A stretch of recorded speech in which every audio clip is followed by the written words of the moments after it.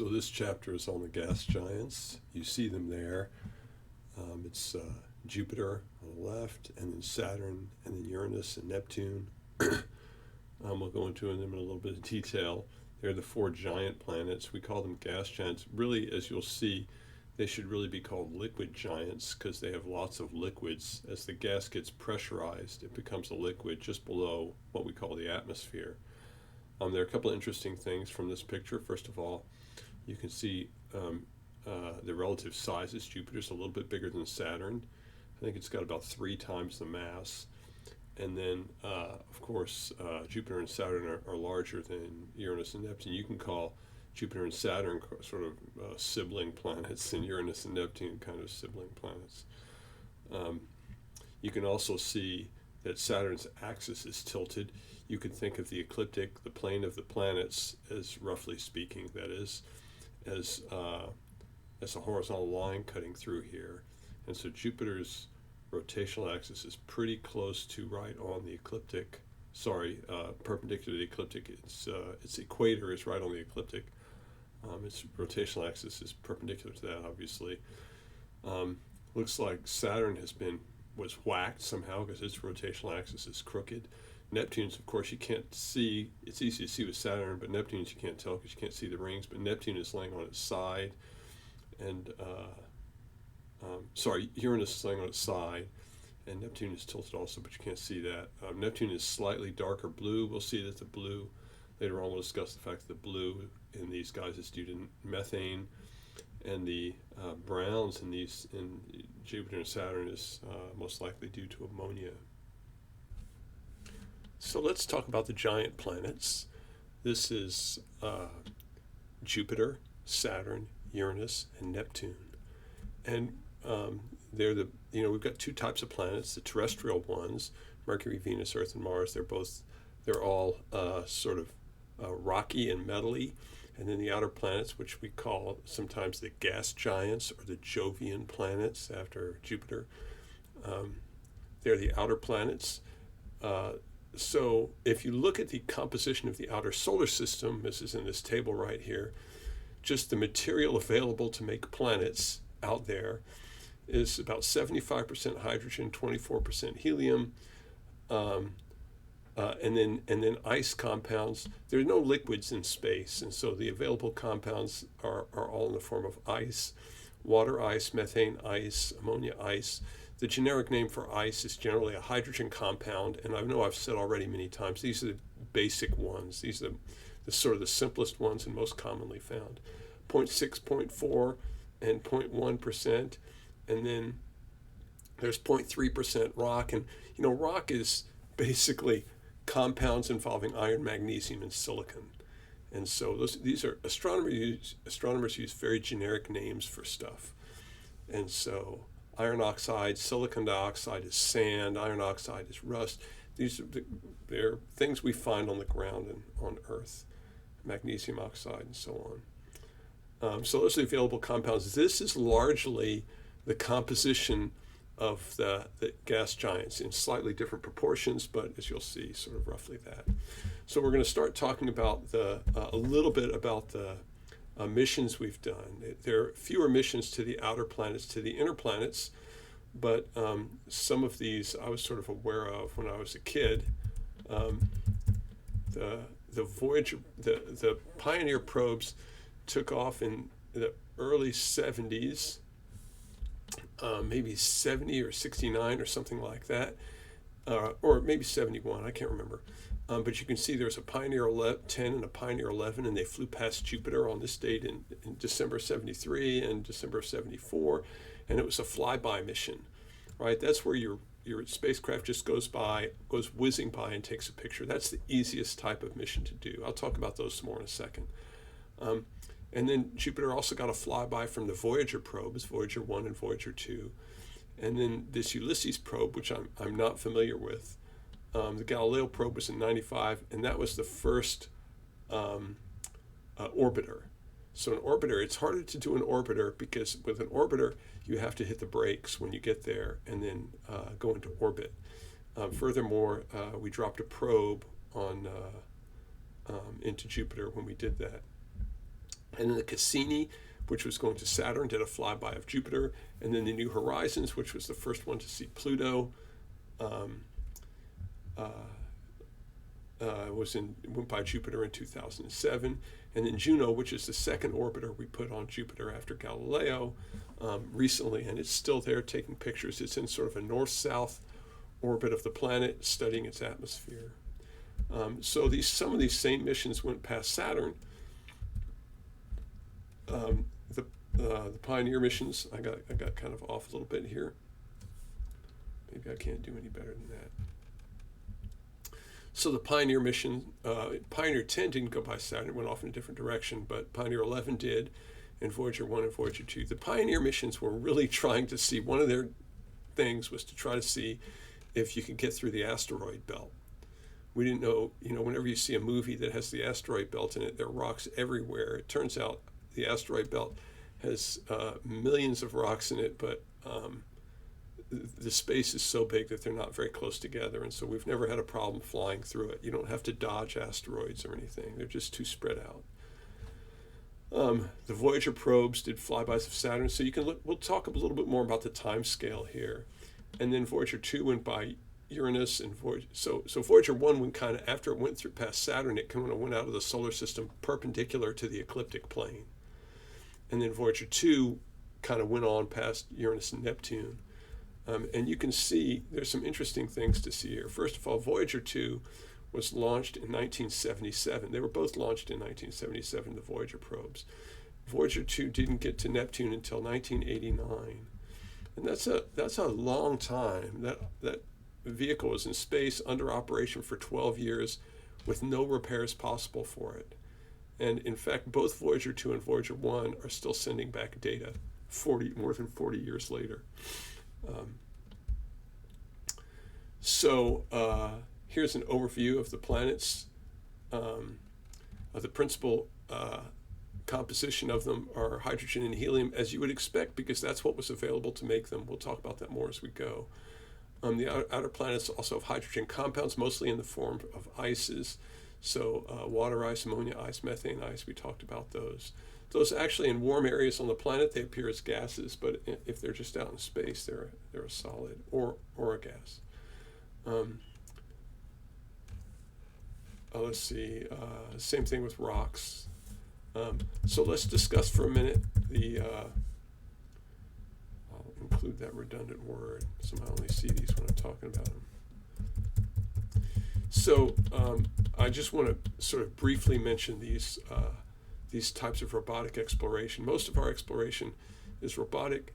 As you saw on some of those spacecraft, it took the Voyager probes 12 years to get to Neptune. We got there a little faster with New Horizons, but not a lot faster. It was like 7 years, or it's like 10 years.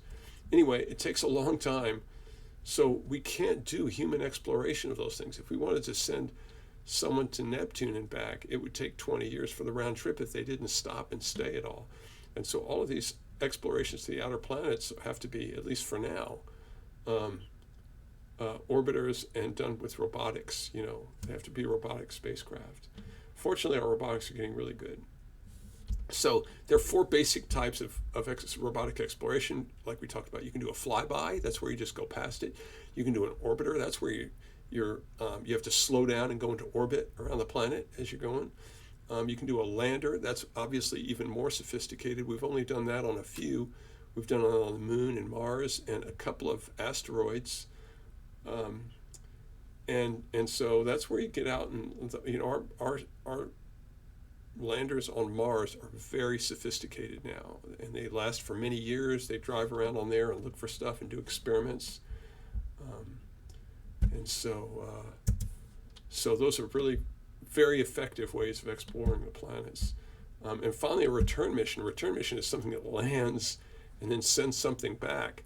And that's what our current Mars mission, Perseverance, is getting ready to do. And so that's really exciting. So increasing levels of sophistication. So far in the outer planets, we've only done flybys and orbiters, and only a handful of orbiters. I think the total number of missions to the outer planets is like 10 or something. You can count them. 9 maybe. Many, many more to the inner planets. let's see, we've not put an orbit around Uranus and Neptune. That's something that everyone would like to do, I think, but budgets being what they are, we're not there yet. Hopefully in your lifetime, maybe not in mine.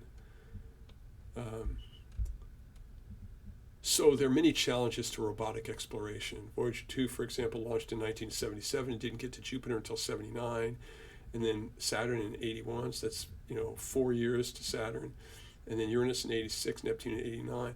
Can you imagine building one vehicle and it can have zero problems in 12 years? Most of us have had, if we have a car that's 12 years old, it's been in the shop a few times. These guys have to operate flawlessly for long periods of time, and NASA's been pretty successful at it. They've had some spectacular failures, but they've had some extraordinary successes. And like I said, the Voyager probes are still sending back some data. Voyager 2 is. It's shocking.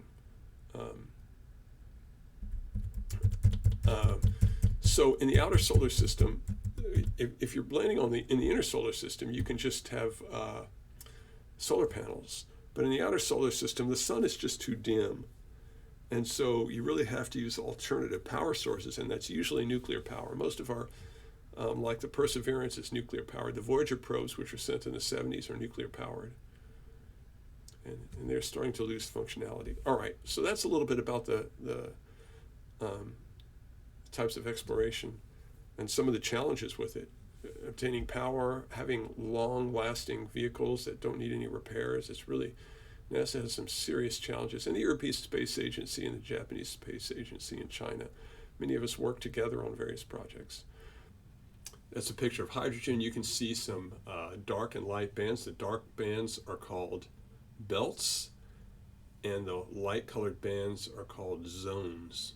We'll talk about that more in a little bit. This is a picture of a probe dropped into Jupiter's atmosphere on the left. That's an artist's rendition. The picture on the right, which you can see if you pull up the PowerPoints on your in your account for the images from the textbook, you can see some more detail about of this picture. This is a picture of taken by Juno, the Jupiter orbiter, in 2017. Roughly 60,000 miles above the cloud tops in the South Polar region. And there's a sort of complex weather systems going on there. That's one of the things that the Juno probe is looking at. Here are the rings of Saturn. It's just a pretty picture, but you can see sort of in the middle here, that's the Earth way off in the distance. That's you and everyone you know is on that little blue dot. This is a picture taken by the Hubble Space Telescope. There are a few interesting things going on here. First of all, you can see the rings. You can see some of the moons. All the moons were named after Shakespearean characters. The Uranus rotates on its side, so we get a nice look at the rings here. There are some storms going on. You can see these pictures were taken 90 minutes apart, the one on the left and the one on the right. The plus sign here on the right-hand picture tells where the South Pole is. And so the South Pole is in the middle of that green ball. And you can see that there's some action going on the right-hand side in both pictures, and that's rotating with the planet.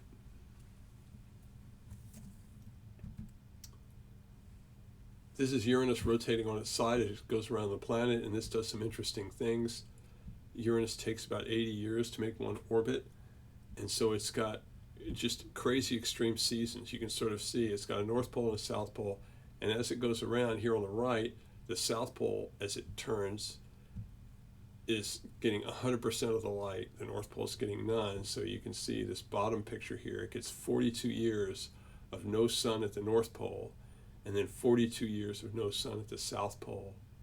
And so that creates very extreme seasons. If you're in the equator, you get, if you're either in the top position in the image or the bottom position, you get full sun. But if it's on the left or the right, you get no sun because the sun is just right on your horizon, so you're getting essentially none. So your sun looks like this during the year on the equator, a sine wave. And the lower two pictures are what you get if you're at a pole. So here's a picture of the contents of Jupiter Saturn, Uranus, and Neptune mantle and core. As you can see, this is below the atmosphere, and so Jupiter has a layer of liquid metallic hydrogen, liquid molecular hydrogen, you can just call it liquid hydrogen. And then below that, it's got liquid metallic hydrogen. And below that, it's ice and rock. These numbers in here are the distance in kilometers. You can approximately divide by 2. Sorry, they're in thousands of kilometers. You can approximately divide by 2 and get thousands of miles. It's a little more than dividing by 2. But, so the top here, instead of being 71, would be about 45,000 miles or something like that, 44,000 miles. But the scaling is about right. So Jupiter on the left, and then Saturn. Notice Saturn has a smaller liquid metallic region because it doesn't have as much pressure with less gravity. Similarly, Uranus and Neptune don't have any metallic region because the pressure doesn't get high enough, but they do have liquid molecular hydrogen. That's what the gray areas are. So we call these two, in each case, we call the liquid hydrogen regions the mantle. So these gas giants really don't have a crust. They've just got a mantle and a core, and the core is ice and rock. And even though it's shown here differentiated, we just treat them as sort of an inner and an outer core, or just all the core, and we say the core is ice and rock. I don't think they have a whole lot of details about the cores of the planets. And so you can sort of see these are, the core for Jupiter is a much smaller percentage of its mass than the cores for Uranus and Neptune. And that's because a planet has to accumulate a lot of mass in ice and rock before it can hold gravitationally onto the hydrogen gas that's floating around. Eventually, it gets a big enough core that it can hold onto the hydrogen gas, and then it starts sweeping up huge amounts of hydrogen gas, because that's 99% of what's out there, hydrogen and helium. And so this is what happened to Jupiter. It got a big enough core that it could grab onto this stuff, and it just accumulated it very quickly. Jupiter has more ice and rock in its core than Uranus and Neptune do, even though it looks smaller, but it's under much higher pressure. So let's discuss some of the basic characteristics of the planet. This table is reasonably useful. Hopefully you can still see it. Maybe I'll make it a little bigger. So here are the planets, Jupiter, Saturn, Uranus, and Neptune. Let's just look at the data across the table. The distance from the sun, these are in astronomical units. Remember, an astronomical unit is the distance from the Earth to the sun. So Jupiter is about 5, Saturn's about 10, Uranus is about 20, Neptune's about 30 times the distance from the Earth to the sun. So it's 5, 10, 20, and 30. Those are pretty easy to remember. The orbital period, this is how much it takes to go around the sun one time. So this is the year for the planet.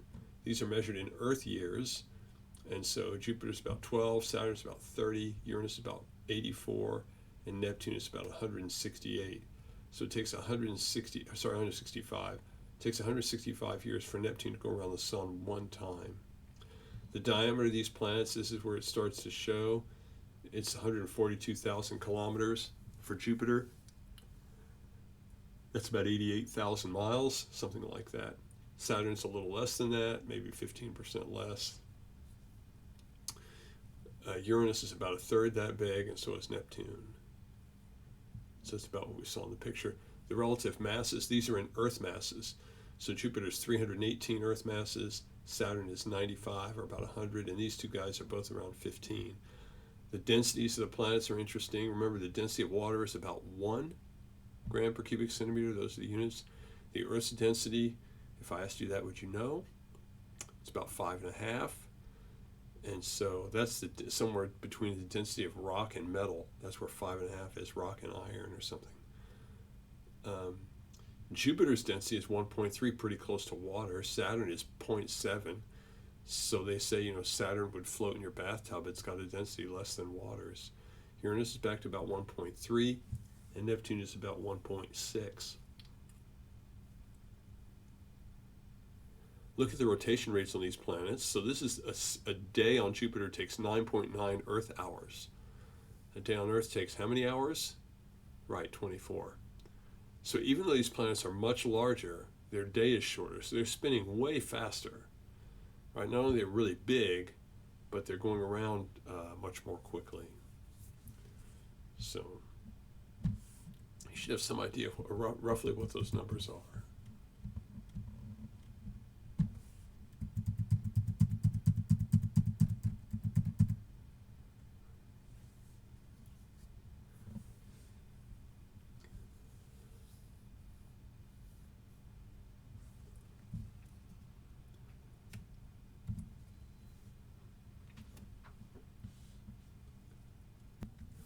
So let's talk about the composition and internal structure of the giants. I talked about a little bit ago when we looked at the internal pictures of them. Uranus and Neptune have rocky inner cores and outer cores that are primarily ices. Above that is liquid hydrogen and liquid helium in their mantles. They have no crust and just an atmosphere, which is mostly hydrogen, helium, and then the gas forms of those hydrogen compounds, mostly ammonia, methane, and water.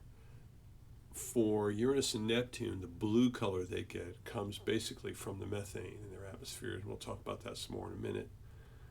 Jupiter and Saturn are similar, except as we said earlier, their gravity's a lot stronger, and so they have a layer below the liquid hydrogen and helium where the pressure is large enough to make the liquid hydrogen behave like a metal. This additional layer is called liquid metallic hydrogen, and it's important in producing their large magnetic fields. We were talking about the Earth's magnetic field. We said the Earth's core is spinning, creating some friction, separating charges. I showed you with the balloon, and those spinning charges produce a magnetic field. Well, the same sort of process happens with this liquid metallic hydrogen in the cores of Jupiter and Saturn. Similar things happen in the cores, in the interiors, I should have said the interiors, in the mantles, in the interiors of Jupiter and Saturn. Similar things happen in the interiors of Uranus and Neptune. It's less clear how they create their magnetic fields, but it appears to be with liquid hydrogen compounds rather than liquid metallic hydrogen.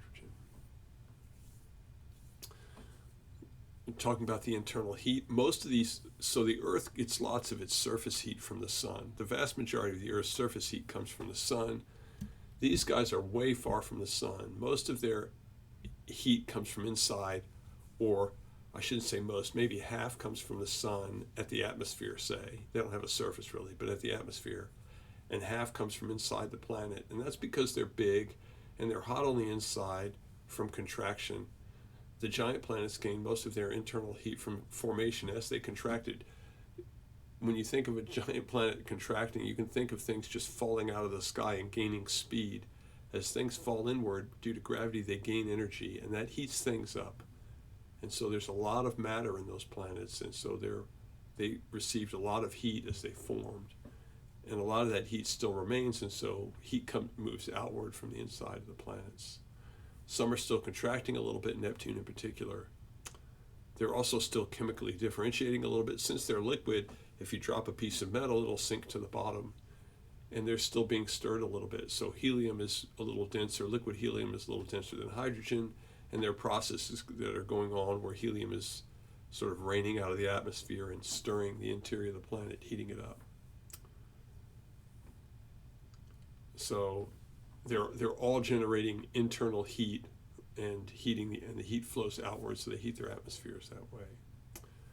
They all have large magnetic fields. Jupiter's is enormous. Everything with Jupiter is gigantic.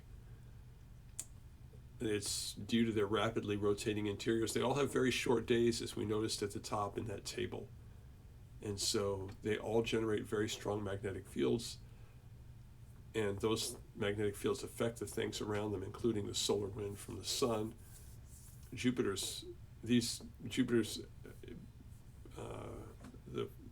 magnetosphere around Jupiter almost goes out to Saturn. It goes a very long way. They extend millions of miles into space.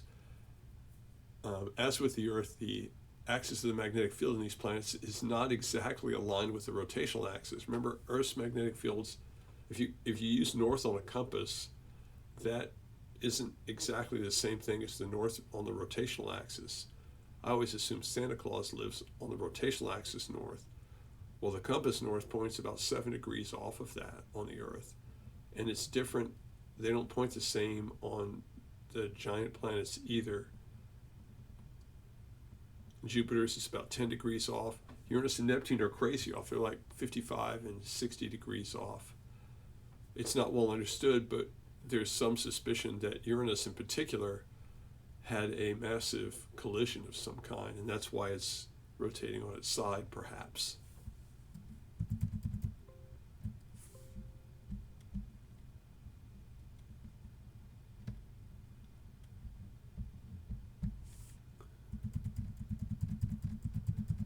let's talk a little bit about the atmospheres.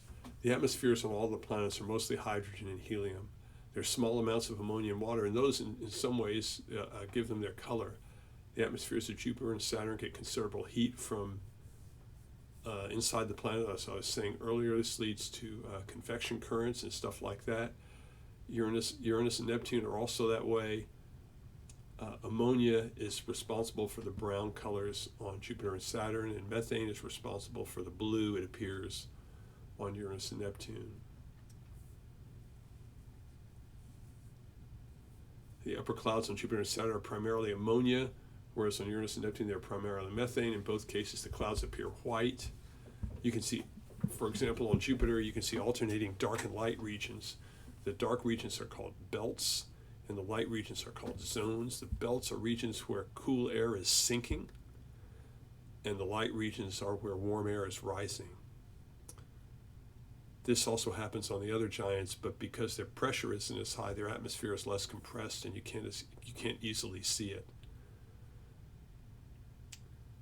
All the gas giants have storms, and in some cases you can see them. I'll probably pull the pictures back up in a second.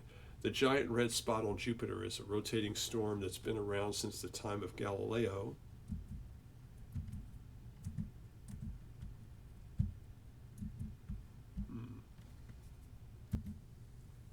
So I'm just going to walk you through some atmosphere stuff. This is a nice picture of the giant red spot on Jupiter. It's a rotating storm that's significantly larger than the Earth. You can see some other white dots down here. These are also storms, and you can see some ripples in the atmosphere as this air is moving past the rotating storm to the right. You can see this rotating storm on our telescope when Jupiter is up. If we're pretty close to opposition, if the conditions are good, we can see it. But you can see lots of little storms. Jupiter has a very active atmosphere.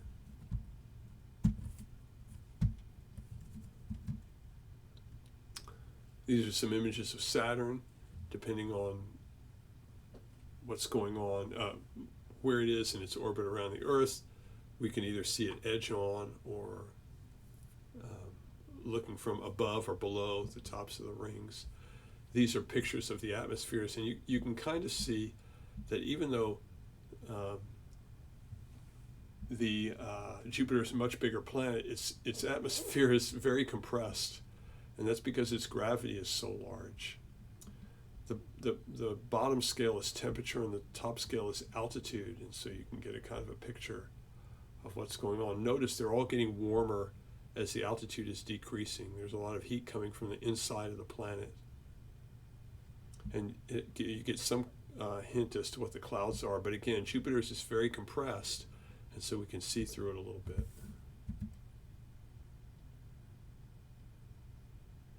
These are the belts and zones on Saturn that have been color adjusted, so you can kind of see them a little bit. This is a weather pattern on the north pole of Saturn. You can sort of see that hexagon up there. Those are rotating storms that was studied by Cassini. Here's a rotating storm on Neptune that's been there since as long as we've been able to observe. It was first viewed in 1989, I guess, in the first flybys. These are some clouds on Neptune.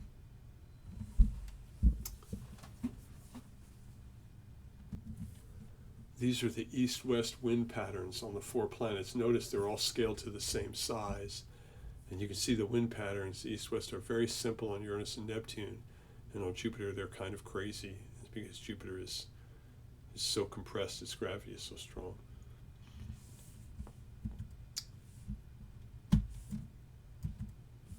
Well, let me see.